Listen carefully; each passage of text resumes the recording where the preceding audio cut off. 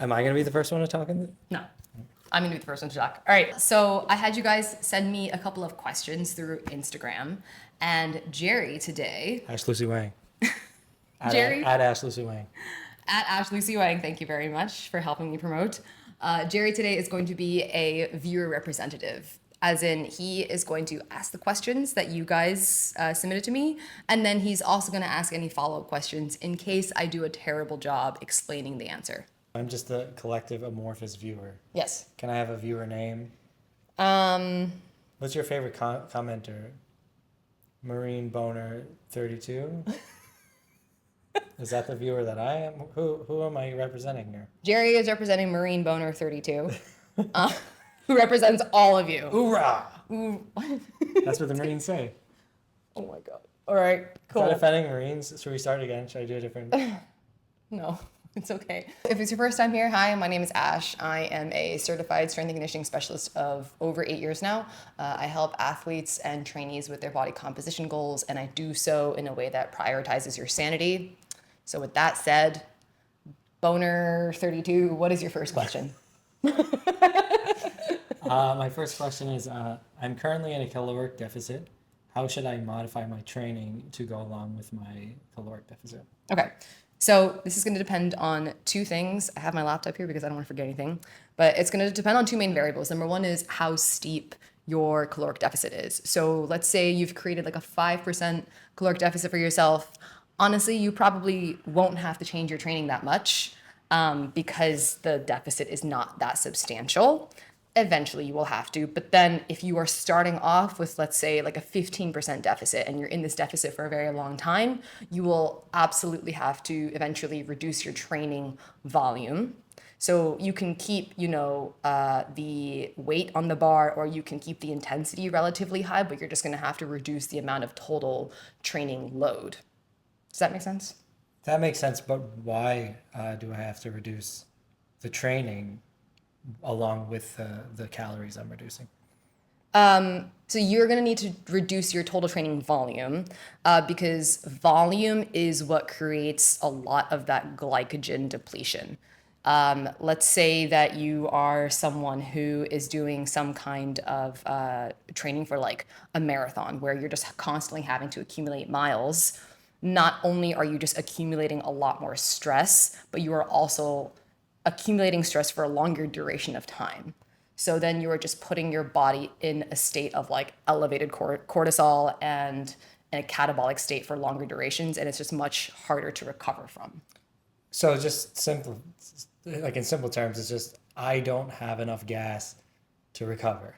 You don't have enough gas to recover. Yeah. That's right.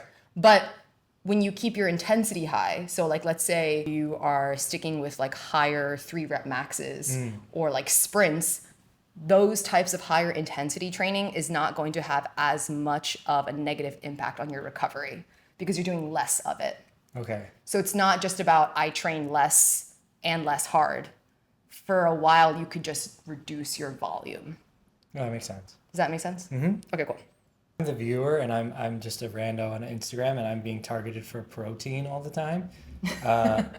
So does this modify the amount of protein I should be taking in? Should I be taking in more protein for muscle recovery if I'm reducing calories?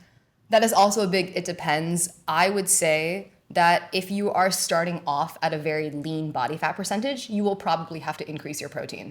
You want as many resources as possible for your muscles to pull from. So the Taco Quest chips, I should eat more of those. The what? The taco flavored Quest chips. What are the Quest chips? Oh, the protein chips? Stink up the whole car. Oh. You could eat those if you like those. You could also just eat any food that has protein in it. Okay. Yeah. If you are someone who has a normal amount of body fat or a very high amount of body fat, your protein actually doesn't have to change. We care much more about your overall total caloric deficit. And the reason why is because if you have a normal level or a high amount of body fat, you have those resources to pull from. So basically, instead of asking like, what is the maximum amount of training I can survive in within a caloric deficit, we want to ask, what is the minimum effective dose that preserves as much muscle as possible while in this caloric deficit? When you are in a caloric deficit, and simultaneously trying to improve your performance, you're essentially chasing two different rabbits and then catching none of those rabbits. So if you're going to go into a fat loss phase, just go into the fat loss phase. You can't bulk and gain at the same time. You I mean, you can't bulk and cut at the same time. You can't cut and bulk at the same time. Can you? Like, people want to lose fat and gain muscle, and they usually end up doing none. I've definitely done it wrong before. I think I was just doing it wrong like a week ago. Well, I think that people are really impatient to see results. If you are a novice trainee, let's say you just started seriously training for the first time in your life, you can definitely put yourself in a minor caloric deficit and still gain muscle mass. If you've been training for several years, it just gets much harder. So the older your training age, the more times that you've dieted, the harder it is for you to do that simultaneous body recomposition, which is what you're talking about. Let's just say if I, for example, I've been training for a long time now, about 10 years, pretty seriously. If I wanted to do a body recomp phase, I don't have a lot of body fat to begin with. So if I put myself in a caloric deficit and then I also tried to increase my muscle mass, I would honestly probably end up getting nowhere. And if I were to put myself in a caloric deficit, I would probably just end up losing some amount of muscle as well, or if not a substantial amount, because muscle is very calorically expensive to maintain. Financially expensive. Financially expensive? You mean literally? Yeah, you have to buy so much meat and stuff. You don't have to buy so much meat. But that's only if you eat meat. If you eat meat, yeah. I mean, you could do it like the vegan way, and there's obviously some jacked vegan UFC guys that would eat me alive. But I just remember when I was trying to bulk up last summer for the first time in my life, I was like, wow, I'm spending a lot of money just to feed my little meat car. Right. So, if you are trying to feed your meat car, you might as well just... That's the body, by the way. Your meat bag. Yeah. If you're trying to feed your meat bag and you're trying to put on muscle mass, my honest recommendation to you is to just let yourself also put on a little bit of body fat. It's going to make your life easier. It's going to also allow you to just enjoy the process a little bit more, because you're going to get significantly more muscle gain than if you were to just trying to do this very, very slowly. So it just depends on your goals. It depends on the timeline of your goals. Okay, cool. What is question number 2? Question number 2 is, so I've missed several days or even weeks of training. What are some good habits, techniques, practices to get back into the gym? So I'm going to answer this in the way that I do it, and then I'm going to answer it in the way that you're supposed to do it. Historically, for myself, I have literally just gone back to the gym without really thinking about it. There's no consideration that I'm making in my head. Has that resulted in me getting injured sometimes? Minorly, yes. Has it stopped me from continuing training after that? No. Because then what I would do is then I would just kind of retroactively pull back my volume and then rebuild from the beginning. So as far as the best way to do this, I'm going to assume that you do general strength training, squats, bench, dumbbells and stuff like that. If you're just taking a few days off, it makes no difference. Just go right back into whatever it is that you were doing. If you take a full week off, I would say the same thing. If you take a week off because you're sick, then what I would do is I would resume your program where you left off, but I would reduce the intensity to 60 or 70% of what it previously was. But I would keep all the volume. So for example, in the week you missed a 3x10 barbell squat at 100 pounds, I would do a 3x10 barbell squat at 70 pounds. I'm just making those numbers up. Does that make sense? Yes, it totally makes sense. Is there, maybe if people like RPE, is there is that a way? A RPE 6 or a 7. When you're coming back from illness, right? Because if you're coming back from illness, your body is trying to expend all of that energy, is trying to repair itself. If you're coming back from vacation, I would say just resume your program the way that it was. Yeah, so just rip it. Yeah. If I'm in a caloric deficit, as we stated in question 1, and then I've missed all this time, but I've still kept on my diet, is it even more imperative to start the training slow? Am I more at risk for injury, poor recovery? Is it going to start messing with sleep because my muscles are catabolic through the roof? I don't know. I just want to know if there's any dangers in... There's never a danger. I don't like using that term danger, but But I thought you liked to live dangerously. no, I definitely don't. I'm pretty risk averse, actually. I'm very risk averse, aside from dating you. But Whoa. but I'm so not risky. I'm so nice. he's so nice. I'm He so also nice. skateboards and rock climbs and likes to throw his body off a pipe. I'm not risk averse. I Hi. definitely am not risk averse. No, at he's all. the most pro risk, but that's why there's yin and yang. No danger, but you should definitely still take it slower. Also, by the way, if you're sick, stop dieting. If you fall ill, if you have a fever, you just don't worry about fat loss. Your body does not give a shit that you want to lose body fat. Just eat at caloric maintenance. Don't even worry about tracking your calories or like trying to stick to some kind of macro guide. Just eat what you like, eat what makes you feel good.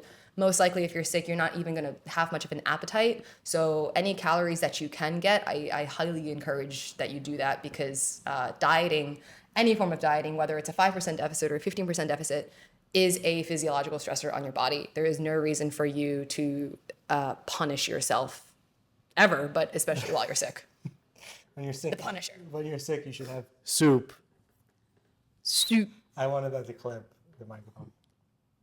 You should have soup. Stop.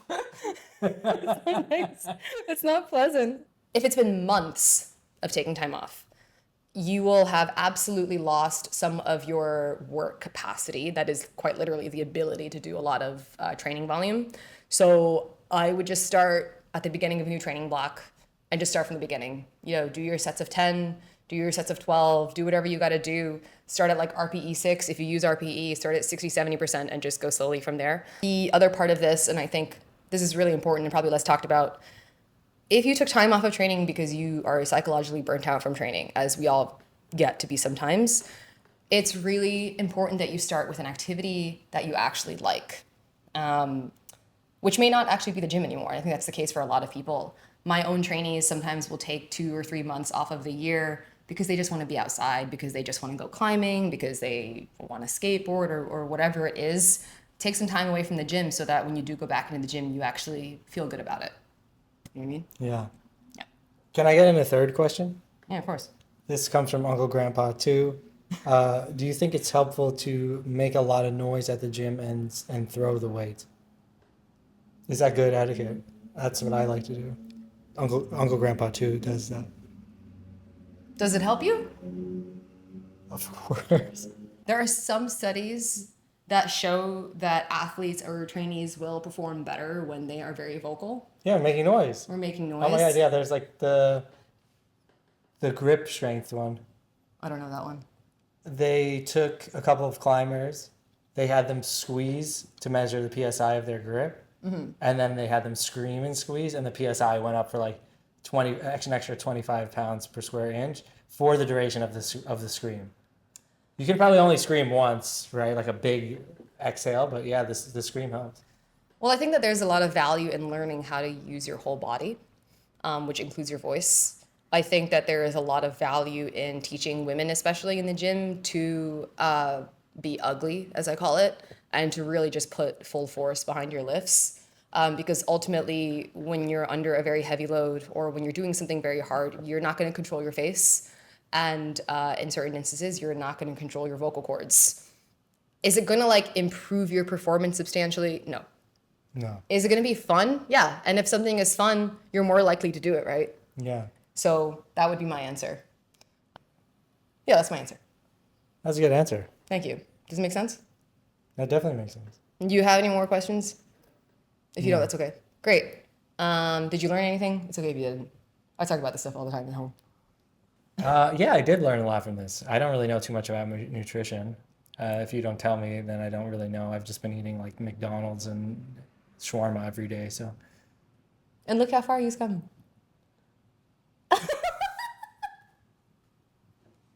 far enough. Far enough. We put on what, like 15 pounds since we. Yeah, you've gotten to a healthy weight. I put it on. I can't believe I'm collective we. Well, when I first met him, he was 135 pounds, Yeah.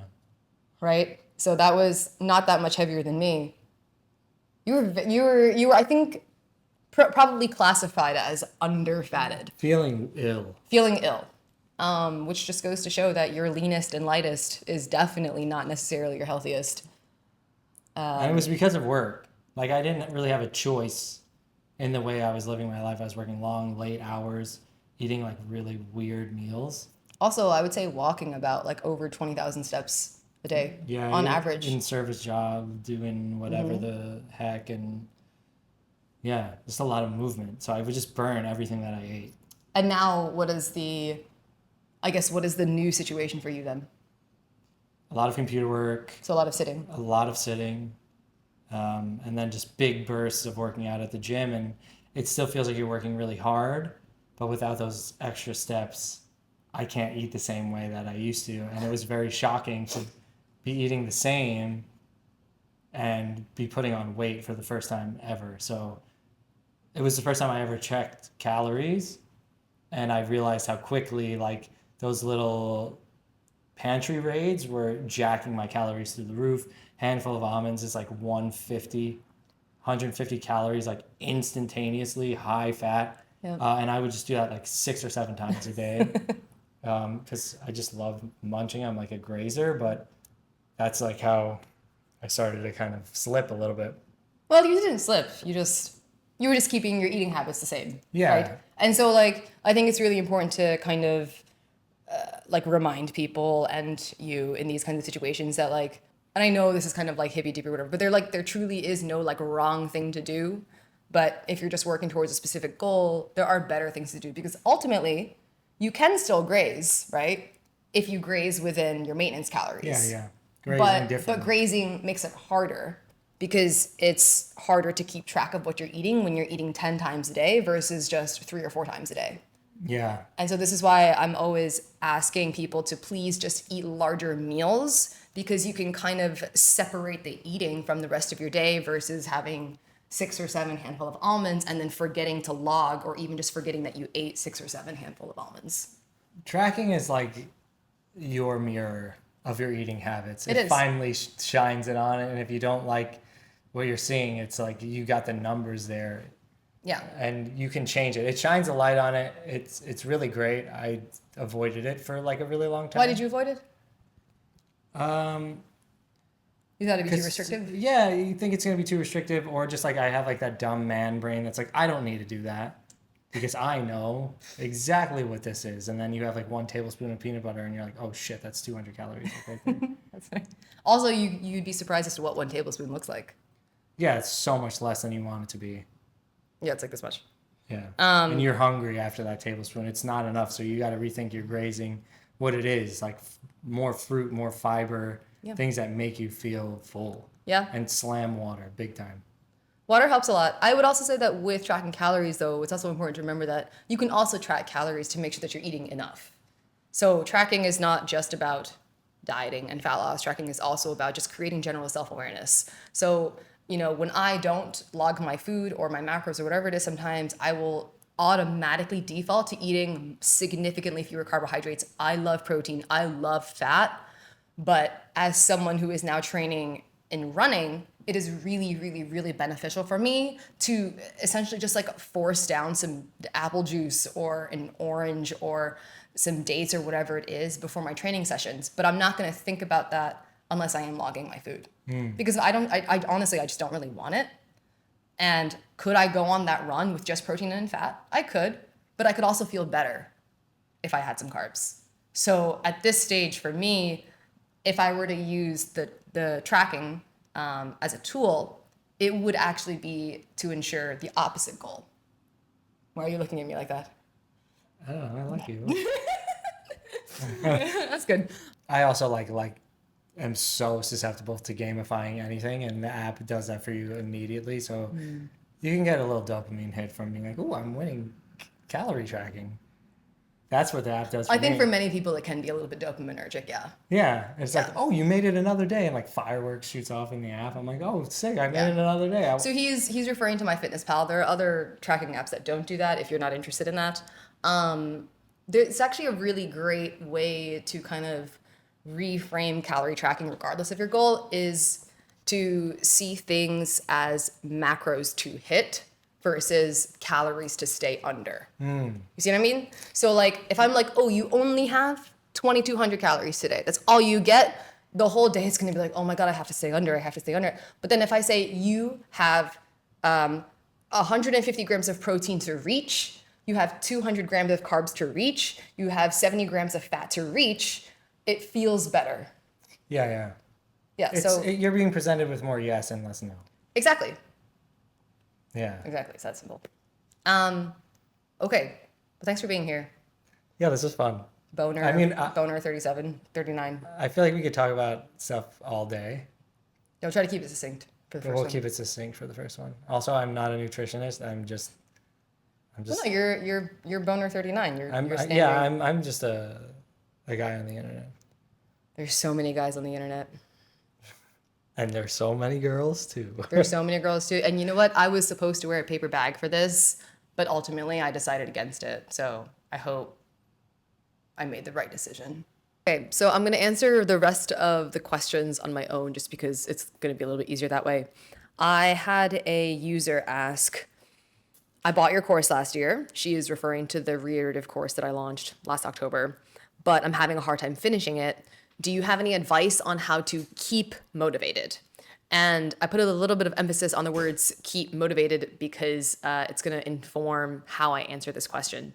So first of all, congratulations on getting the course. It's a very hard course, but I promise if you stick through it, it will help you. Secondly, I want to talk a little bit about motivation in general, which I also talk about in the course.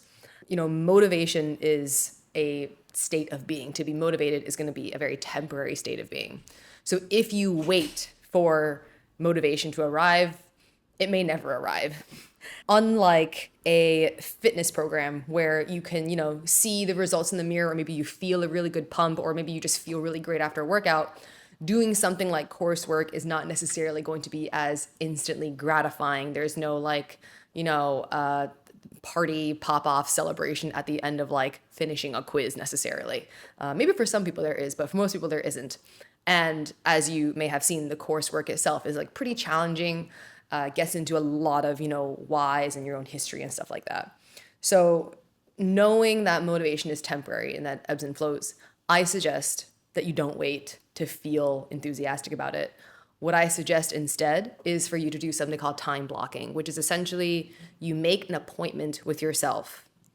When you make that appointment with yourself, keep it short. So I would honestly recommend, and it might sound too short, but truly, a 20-minute window of time on a Sunday or a Saturday or whenever you just know that like you have 20 minutes and just work through however much material you can for those 20 minutes. It doesn't matter if you get through 3 questions. It doesn't matter if you get through 1 question. It doesn't matter if you're at the half end of a chapter, whatever it is. If you can just work for that 20 minutes, then you've hit your mark for the day. And the great thing about something like this is, number one, there's a time limit, right? And the thing about time limits is that 20 minutes is going to go by no matter what. So even if you sit there at the desk for 20 minutes, barely writing or barely thinking, the 20 minutes goes by. Or you can choose to use the 20 minutes in a way that's productive and the way that you intended to, which is just to read a question or maybe start to even brainstorm about a question. I would also really advise you to not think about the course as a course, but rather just individual pieces of questions and information. It's going to make kind of breaking it down into bite-sized material is going to make it a lot more digestible and a lot less overwhelming. You know, sometimes you walk into a training session and you have like this whole program in front of you and oh my God, there are 4 or 5 exercises, there are 4 sets, 10 reps, whatever, it's so much. But if you just start with the first exercise or even just the first warm-up, you just go one by one by one, and then before you know it, 20 minutes has passed by or an hour has passed by, and just like that, you're done for the day. So don't wait for the motivation. Make an appointment with yourself. Do whatever you can with that appointment, and that's it. That's all you can do. And hopefully that'll help you build a little bit more momentum as well. By the way, this feedback is also why I am releasing a mini module version, which is Food Freedom Foundations. That's coming in July 2026. So very, very soon.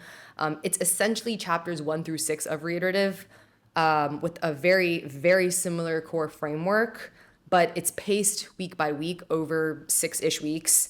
And there's also an accompanying workbook to help you kind of break down the information a little bit more. And it's just a lot more like guided. And also it caps it at like chapter 6 or something like that. So it's more bite-sized. If you already did purchase the course, I think you should reach out to me directly. Like email me, ash@ashlucywang.com. Give me the email that you signed up with, and I will just send you the workbook for free because it'll help you with the material. So do that, please, if you're watching. How do I know if a certain set weight or body fat is your sweet spot in terms of comfort or performance? I think this is a really great question because a lot of people will assume that their leanest or like their ideal physique is also their best performing. There are several trainees and athletes who know that that is certainly not the case.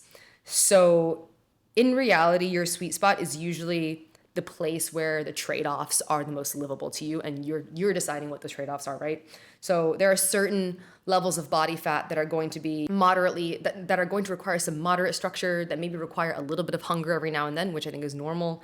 And it's going to allow for occasional social spontaneity, and it'll allow you to sleep well and recover normally. I would say that that is going to be a sweet spot for many people. And for a lot of athletes and trainees, you know, if it is the case that your sport is easier to execute with a slightly lower body fat percentage, then that is going to be a trade-off that will be worth it to you. If you want to look a particular way, then that trade-off might be worth it to you, right?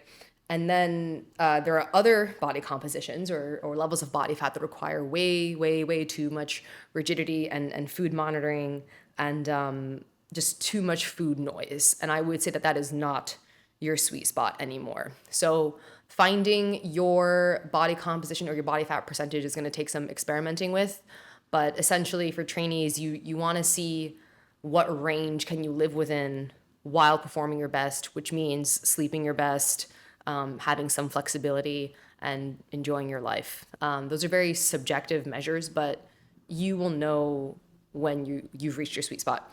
As far as a set weight goes, I really don't recommend looking for a set weight because my set weight now is very different from what it was 10 years ago, prior to 10 years of muscle building training, Olympic weightlifting, and running, and everything else that I've done. Obviously, I weigh more now. I have significantly more lean mass. My joints are heavier, they're denser, I have more muscle, you know, all of it. So if I were to be like, oh, I still want my set weight to be 117 pounds, like that would be very problematic. I wouldn't be able to do anything. I would be in a pretty bad state. So I would just keep that in mind to not look for a set weight. The practical thing that I often encourage my trainees to ask themselves is, if I had to maintain this exact body composition for a year, what does that look like? Does it look like obsessive tracking? Does it look like food rigidity? Does it look like misery? Does it look like never drinking alcohol, et cetera, et cetera? And, you know, how do you feel about that? Do you want to do that? I would assume that the answer is not, but, you know, everyone has their own preference. Another question I got was, I got lean by tracking calories, I assume, and I don't want to track forever. I want to be free. So I have an entire video on this. Actually, I have two videos on this. I have one that's called I Hate Tracking Calories, and I have another one that is called I Lost Weight, Now What? So both of those are going to discuss how to kind of structure your meals so that you no longer have to be so hyper vigilant around your calories. I also want to point out that the goal in all of this is not even necessarily to never track your food again. If you're feeling imprisoned by tracking, you do need to take a break from it. But it's not the tracking that's causing that feeling of imprisonment. It's your interpretation of the tool. And so there are plenty of things that you can use tracking for. I mentioned to Jerry, you can use tracking to see if you're eating enough as well. You can just track your protein. If you're just starting to lean off tracking your calories, maybe you just write down, like literally write down in a journal or in your notes app what food item you're eating, if that makes you feel like you have some more guardrails. Eventually, once you really start to lean off the numbers, you will learn how to trust your body. What I will say is this: if you stop tracking your calories and your weight just goes totally somewhere else within like a few weeks, that tells me that the way that you got to your goal was not sustainable and that there are aspects of your relationship with food that need to be worked on. Oh, all right. Well, hopefully I'm centered. My camera died just now, so I had to charge it for a bit. Where was I? I was talking about how to free yourself of tracking. I gave a couple of suggestions.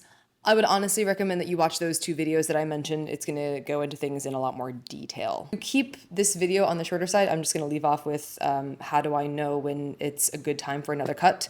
I'm going to leave this for a future video because I also think that it deserves its own video, but there are definitely very clear checkpoints that I would make sure that my trainees or my clients are hitting before I allow them to do another cut. Obviously, if they want to diet, they can diet. I can't control what they do. But especially with trainees who have problematic relationships with food, I would definitely try to address those kinds of things first before I kind of, suggest that they do another caloric deficit, because there are plenty of reasons why people can kind of trick themselves into a caloric deficit for reasons that they might not want to publicly talk about. I know this because I have been there myself. Oh, a very important announcement. I am taking on 4 new trainees or nutrition clients for the rest of the summer into the fall. I'm going to send out a newsletter about all of that, but all of the pricing and the coaching model and all of that, all of those details are going to be listed on my website. If you're interested, please apply through the website. And if you're not interested, please stick around for more free, hopefully helpful educational content. And I hope you guys have a wonderful rest of however many days until the next time that you see me. Goodbye.